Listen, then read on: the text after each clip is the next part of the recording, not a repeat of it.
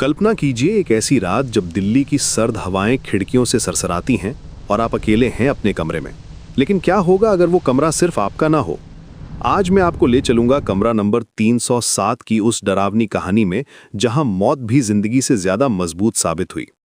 पूजा कुमारी 22 साल की एक युवा लड़की दिल्ली के एक पुराने पीजी में रहने आई थी। ये पीजी करीम नगर के एक संकरी गली में था, जहां दिन में भी धूप मुश्किल से पहुंचती थी। इमारत 60 के दशक की थी। इसकी दीवारों में समय की परतें जमी हुई थी। नौकरी मिली थी पूजा को, सपने थे आंखों में और था एक कमरा नंबर 307। जब पूजा पहली बार उस कमरे में दाखिल हुई तो उसे लगा जैसे हवा ही भारी हो गई हो। पहली रात से ही कुछ अजीब था। दीवारों में एक अजीब सी नमी थी, हवा में एक भारीपन था, जैसे कोई अदृश्य उपस्थिति हो। कमरे का तापमान हमेशा बाकी कमरों से कम रहता था, भले ही बाहर कितनी भी गर्मी हो। रात के 2:17 पर पूजा की नींद टूटी। ये समय बिल्कुल वैसा ही था जैसे किसी ने अलार्म लगाया हो। कमरे में एक अजीब सी सांस लेने की आवाज गूंज रही थी, धीमी लेकिन साफ। उसने हिम्मत जुटाई और बाथरूम की तरफ देखा। आईने पर भाप में लिखा था, डोंट स्लीप। पूजा का दिल जोर से धड़कने लगा, उसके हाथ कांप रहे थे।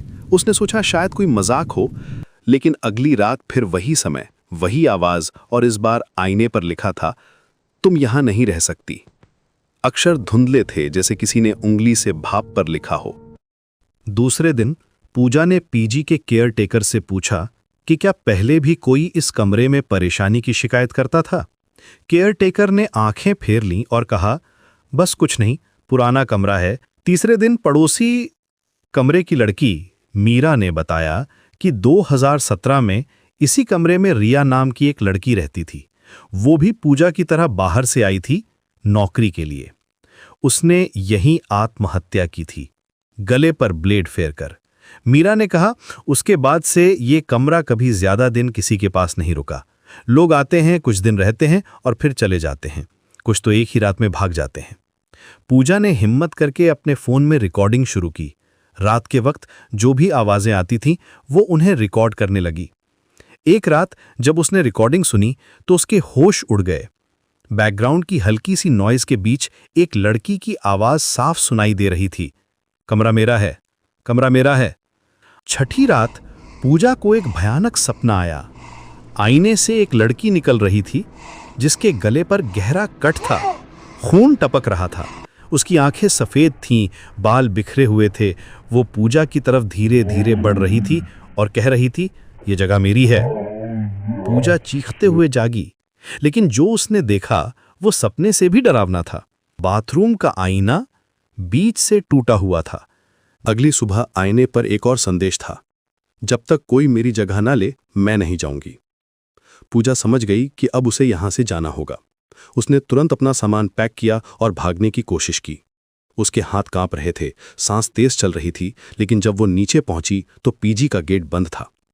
चौकीदार कहीं नजर नहीं आ रहा था। लिफ्ट काम नहीं कर रही थी, जैसे कोई अदृश्य शक्ति उसे रोक रही हो। भी उसके फोन की घंटी बजी। अनजान नंबर था। स्क्रीन पर सिर्फ नंबर्स दिख रहे थे। कांपते हाथों से उसने फोन उठाया। दूसरी तरफ से एक लड़की की आवाज आई, अब तुम्हारी बारी। अगली सुबह कमरा नंबर 307 खाली मिला। पूजा कुमारी का नाम पुलिस रिकॉर्ड में लापता व्यक्तियों की सूची में दर्ज हो गया। पीजी के मालिक ने कमरे का किराया और भी कम कर दिया। आज भी वो कमरा खाली है। कभी कभी रात के वक्त वहां से आवाजें आती हैं। 2 आवाजें, एक रिया की और एक पूजा की। दोनों कहती हैं, कमरा मेरा है। दिल्ली के उस पुराने पीजी में आज भी कमरा नंबर 307 किराए पर है, बहुत कम किराए में।